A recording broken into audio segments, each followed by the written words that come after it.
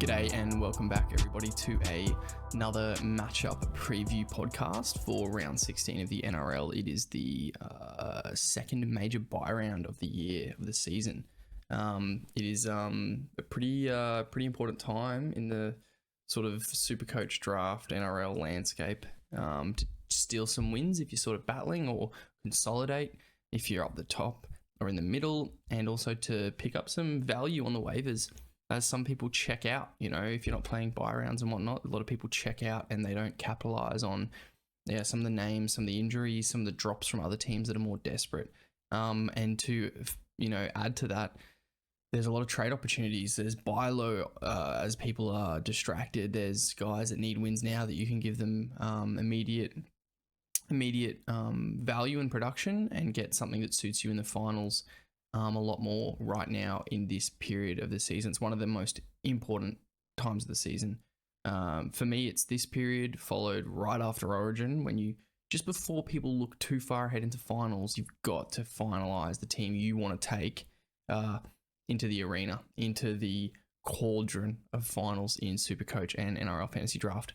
Guys, if you're only watching this matchup video and you don't watch the TLT, I have released the TLT already this week. As always, I just blitz through it, but if you're a returning viewer or a new viewer, really appreciate you being here. We hit 3 times basically our usual views on our last week's matchup preview, and a lot of those predictions were bang on, especially from the SuperCoach perspective, but even a lot of the NRL fantasy, all the guys that had good matchups except Wishart basically scored above 50, especially the elite guns. So really happy from that fantasy perspective. And then in SuperCoach, the matchups were bang on. There were barely any busts, and if they were sort of wingers, I think, and maybe a few halves. But yeah, everyone else really delivered on their matchups. Let's jump in, guys. I want to smash this one out. But if you're new here, please hit subscribe. I do a blitz. I do on TLT. I do matchup previews such as this. I do bonus episodes, and I'll be doing a ton of off-season stuff for your draft setups and your leagues. Focusing definitely on SuperCoach for draft because it is the superior draft platform, hands down, due to the settings you can leverage in that platform at the moment. And guys, these matchups, they're great for classic, they're great for fantasy, and they're obviously perfect for draft. So keep that in mind. Just before we jump in, actually, just being a buy round, there's going to be a bit of grain of salt. I'll call it out, but I'll hammer through these. Speaking of hammer, he's not there. So the fullback in Trey Fuller for the Dolphins in game 1, he has a good matchup. So not quite the top of the top, but yeah, pretty strong matchup for Trey Fuller if you're relying for him as a plug. For the Dolphins, the left center, Herbie Farnworth, has the elite matchup. The lock has a great matchup, which is Maxi Plath, which you love to see as an owner there. The right center has a good matchup, Jake Averillo, so he does, he does pop up as a potential plug and play to the Storm, though. It's pretty keen if you want to go him, and I think there's some better options that we've touched on in the TLT potty, so jump over to that YouTube if you're looking for your plug and plays sort of thing. Bad matchups are with the right winger Osako, but I wouldn't read too much into that, and with JMK, but again, I would not be too stressed out by that.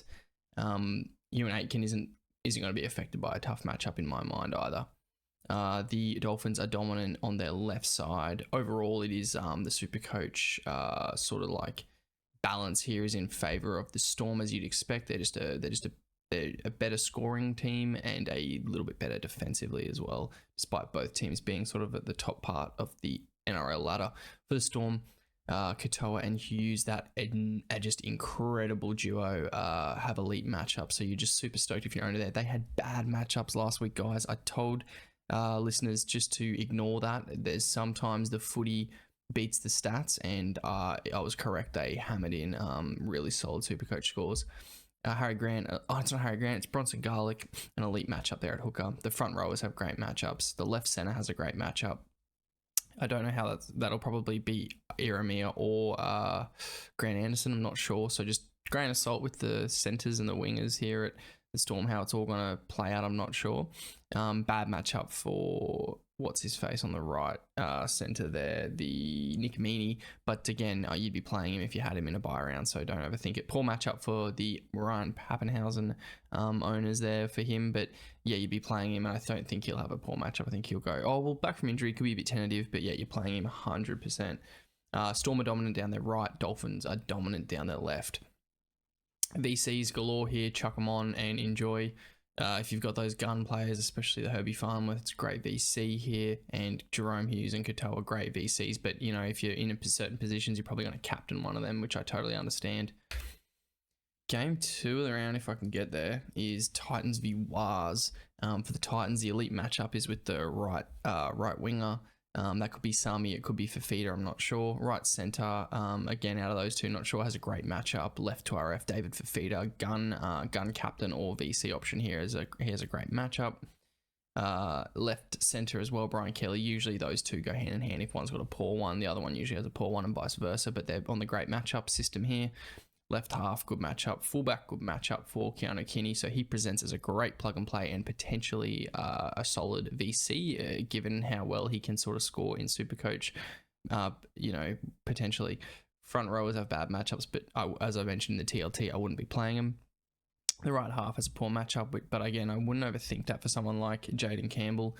The Titans are dominant down their left edge. For the Warriors, the front rowers, so AFB presents as a really strong VC option here. Gun matchup for the front rowers, gun matchup for CNK. So again, VC.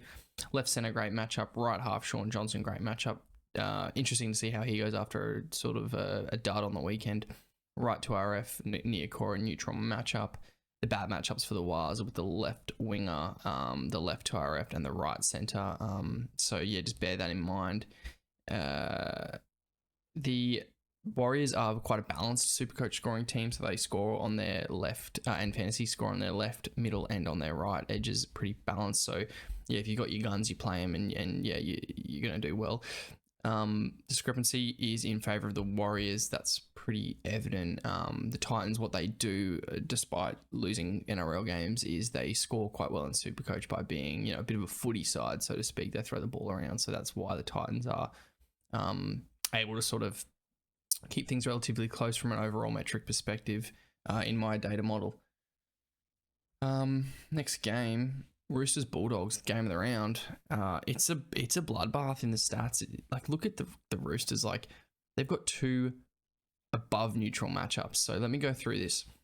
Roosters, left to RF, who isn't Gus Crichton, so double check who that is going to be this weekend. He has a gun matchup, whoever it is. The lock has a good matchup. And then we're in a neutral matchup for the right winger, Dom Young. The right centre has a poor matchup, which is Joey Manu, because he's usually running at I believe that's Stephen Crichton defending right. Is that right? I just want to get this right in my head. Stephen Crichton's right. So if you're on the... Oh no, it's running at the Matt Burton edge, which is crazy. So, yeah, just be wary there. But you're absolutely playing Manu. Don't even, you know what I mean? It's just whether you probably avoid a VC or a C here potentially. Hooker, tough matchup. Left winger, tough matchup. But I'll be playing them. I wouldn't not play Daniel Tupou on a buy around. That doesn't make any sense. But interesting enough, bad matchup for Teddy. Again, I'd play him though. Left centre for the Roosters, Paunga, I believe, has a bad matchup, but I'd also consider him a solid plug. I think he has a good base, good work rate. The Roosters are currently right dominant, but they're really balanced in how they score. As we've seen, they score freaking everywhere. They're an absolute juggernaut. Bulldogs side of things, elite matchup for the left to RF, which is going to be Josh Curran this weekend. The right centre and the front rowers. The right half has a neutral matchup and the left winger has a poor matchup. So you can see, again, they have elite matchups and it just falls off a cliff. This is a brutal sort of Supercoach matchup. I'd still be playing all my players, and trust me, I have a lot of players in this. But yeah, just something to monitor when it comes to the VCC options on the fringe operators here, or if you've got a couple of options, maybe avoid this one and just enjoy the footy. But perhaps that might be your best course of action. Bad matchups for the Dogs are with the left centre, the right winger, and the right to RF, which I believe will be Jamin Salmon, but that could change. So just be wary, that could become Curran. I'm not sure, but you're playing Curran for sure anyway in your front row on a bye round. The balance is 0.3 in favour of Dogs. It's super tight. It's a brutal matchup of teams that score well in Supercoach and defend really well in Supercoach. So they're sort of, they're at odds with one another.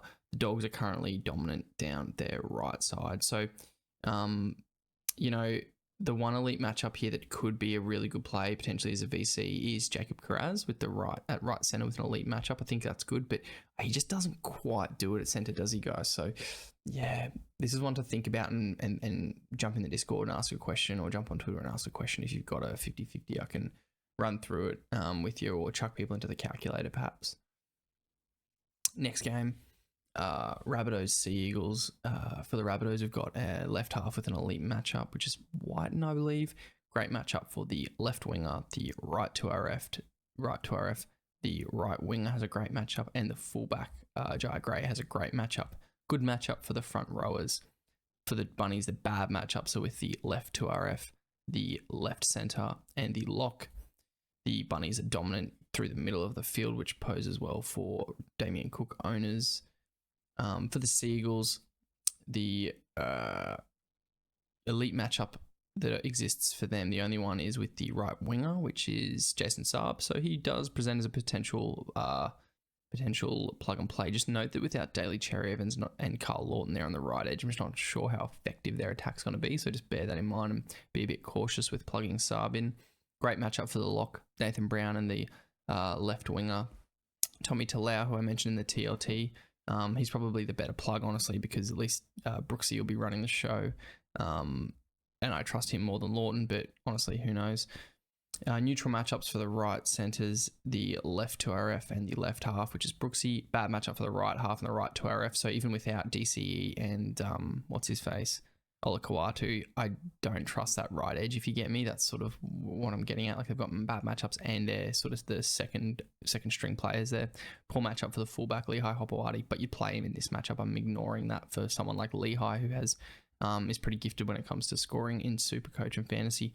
The discrepancy is in favour of the Sea Eagles, as you'd expect, and just above like a low discrepancy, so they should go pretty well.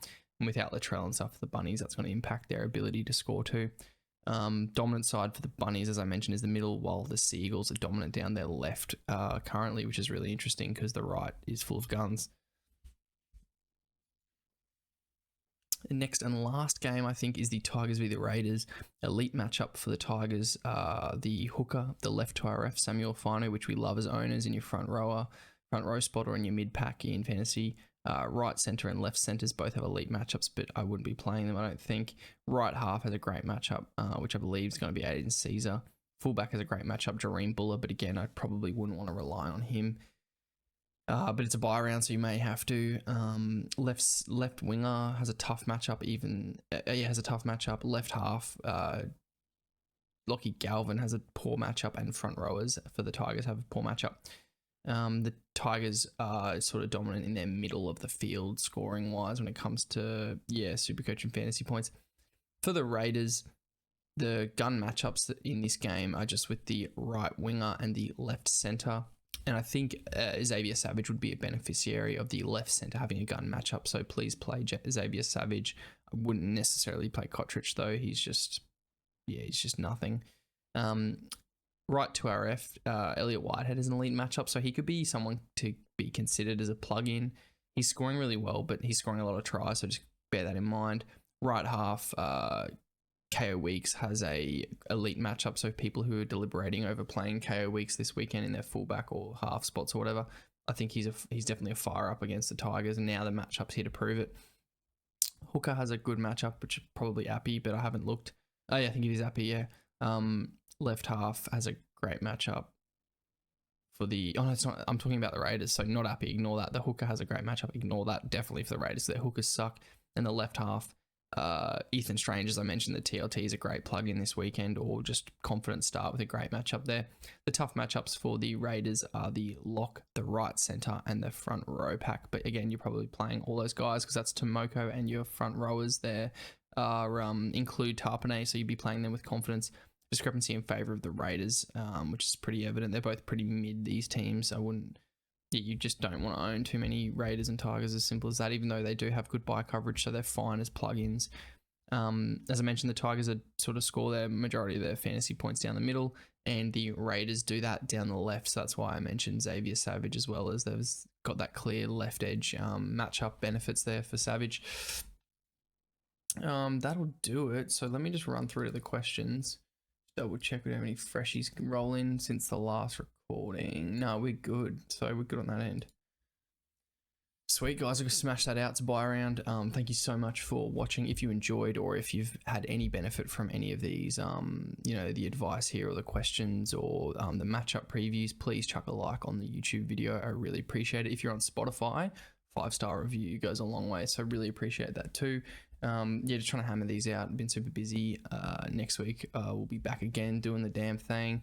Keen to see how my matchup goes this weekend. I alluded to it in the TLT potty, and I'll touch base next week on that one. Remember to hit me up if you're trying to join our Discord if you're new here.